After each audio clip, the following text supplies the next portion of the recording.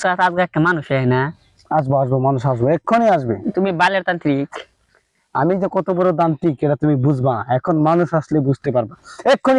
আমি সাপে কি হাসলে কাটে মানুষের? কাটে কাটে, সত্যি বাল কাটে। জানো তুমি? কাটে কাটে না, কাটে, চিপা চাপাই কাটে, চাপে চিপা চাপাই কাটে। ভিতরেও কাটে।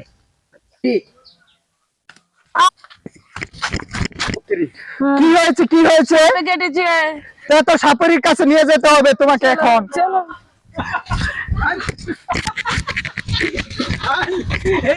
ও সাপুরি, সাপুরি, সাপুরি, সাপুরি, আমার ছেলেকে সাপে কেটেছে। কি বলেন কি বলেন?